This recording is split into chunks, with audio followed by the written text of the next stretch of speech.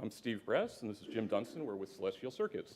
We are starting to build the flight computers for the next generation of new space experiments. We're really standing at the precipice of a new dawn of experimentation in space. And for those who aren't involved in space on a day-to-day basis, probably what you're thinking is the shuttle is ending, we're ending manned spaceflight for a particular period of time. But in fact, along with that is a real set of opportunities. You heard George Whitesides earlier this morning talk about Virgin Galactic is excited about flying suborbital space experiments.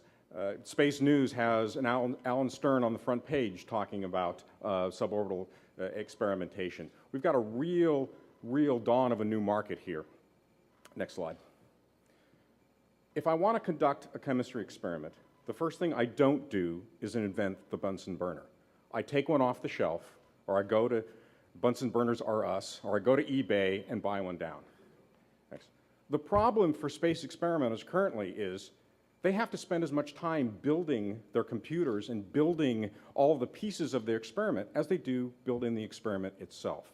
So experimenters need computers for command, control, data acquisition, and analysis for a wide variety of experiments, from crystal growth to biological to physics. Everything they want to do, they've got to catch the data, they've got to analyze the data, and they've got to control their experiment. And they need it in a plug-and-play environment with an accessible user interface. So Celestial Circuits is going to standardize and drive down the cost of computer hardware for the CubeSat format, basically something that looks about like this, picture down below. And the same equipment can be used for experiments all the way from tower drops to dropping it off your school if you're a student, all the way up to the ISS. We estimate the total market for these command control computers to be upwards of 16,000 units through the year 2014. Next. Okay, so far we've built small data acquisition computers in the pong-side format, which basically fits inside a ping pong ball, and flown one of those to about 120,000 feet. We've also gotten a NASA Phase 1 SBIR, which is just under $100,000 for actually building the first version of some of these NanoRacks-compatible data processing units, which they're hoping will make it easier for experiments to be run on ISS. When we deliver the hardware, which is unusual for an SBIR, they'll have full information on the hardware. There are no safety issues with the hardware, and there's no problem getting it to ISS. In fact, we expect our version of the flight hardware to fly in early to mid-2012. We're also applying for the Phase 2 of the SBIR, which, if we get it, is $500,000. And we've basically secured the high ground in military parlance with an MOU with NanoRacks. You've heard them discussed a little bit before. NanoRacks currently has on board ISS 2 NanoRack facilities which fit the CubeLab format. We have an understanding with them that we hope to mature into a contract. So we truly have the high ground, and we want to reverse migrate the technology all the way down at a level where schools can participate. Okay, well, the product is not one product, but it's actually a small product line.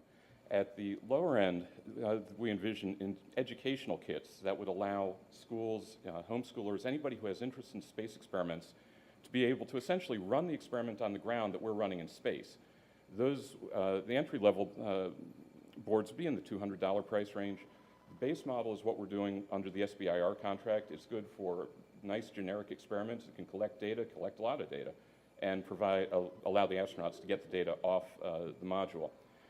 We also have an advanced base model coming up, which has higher performance computational abilities. And then beyond that are the units that are for the more advanced users, which are essentially the same units, either radiation hardened or non-radiation hardened. So there's a low-cost way to experiment with it before having to lay down the big bucks to get the same unit and a rad hardened ready for flight. The key here is all the products are going to have fully licensed sub-assemblies. The IP is very clean here. We're not under contract for anybody else. Nobody else owns any of the IP of the development. It's all developed in-house, and we're going to own all of that IP. So the management team. You've met Steve. 30 years of hardware and software experience. He holds 7 patents in the issued patents in the computer hardware and security devices. And I will tell you, although I'm a lawyer, I spend more time with engineers than I do with lawyers. I have never met a computer engineer who is truly ambidextrous other than Steve, and by that I mean if your problem requires a hardware solution, he will build you the board. If your problem requires a software solution, he will write you the code, and if it's somewhere in between, he'll do both. And that's very, very unusual, and why I think there's such, a certain special sauce here. The other thing is that Celestial Circuits will leverage some of Steve's other company. You can actually think of Celestial Circuits almost as an SPE, a special purpose entity. Steve already has a warehouse, he already has a computer lab for his computer forensics division, and so we can keep the overhead low for Celestial Circuits by utilizing that other equipment that he has. And Jim is a lawyer and also a technologist. He understands the technology and very familiar with space, but also he's can pick up a keyboard and do some programming and help design some of the hardware concepts. But as an attorney, he's been involved with many space startup and computer ventures. He's also been 10 years as a financial partner with a law firm in Washington, D.C. And finally, we brought in Don McMahon to be our Director of Educational Outreach. As we say, we think there's a real STEM component here. The ability to have students running identical equipment, identical experiments in a controlled environment that are being run all the way up to ISS. Don is a retired school teacher, former Director of Technology for the Mesa, Arizona School District, and developed and designed the PBS award-winning space integration model simulation that now all sixth graders in Mesa run through a space simulation that Don designed. He has a wonderful knack for being able to create curriculum for students, and he's also the education director for the Teachers in Space project. Okay, this is just a slide to show some of the earlier software projects that Jim and I have worked on, and I've worked on software for a long time.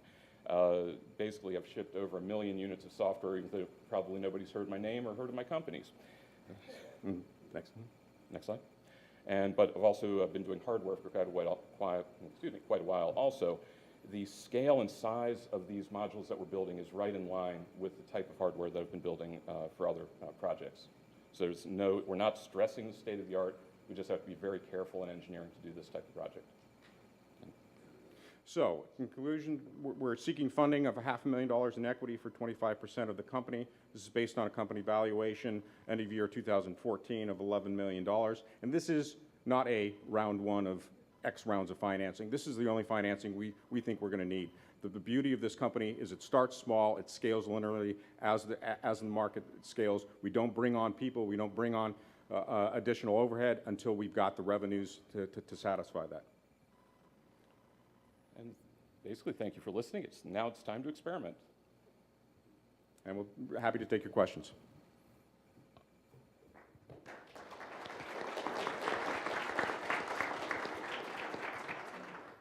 So you didn't talk much about, oh, sorry.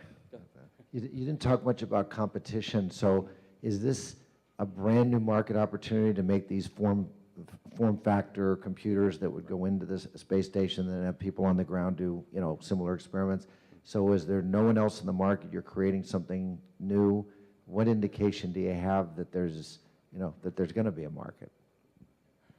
Well, I'll take a shot. In terms of the CubeSat, there are companies that provide CubeSat enclosures and CubeSat computers. They tend to be very, very expensive. Sort of the starting price of their entry model is the price of our rad-hardened FPGA unit at $5,000 and up from there. And so they can't really access the educational market at the bottom.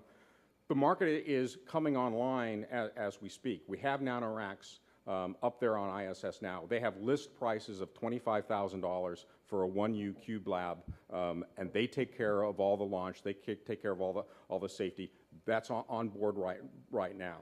And then, as we say, we want to reverse migrate that down before the suborbital rocket companies can launch people. The FAA is going to make them take a lot of flights, and they're not going to fly those things empty or just with rocks. And so there is the ability then to work with them, for these CubeLab formats. So just one quick follow-up. So what you're saying is you're going to try to establish yourself as a vendor to the space station, and then based on that notoriety, you'll sell to the educational market saying this is what the big boys do, and you can match the experiment. And the other thing, could you talk about what the margins are on the product? You gave us the sales price. You didn't say what it's going to cost you to build them?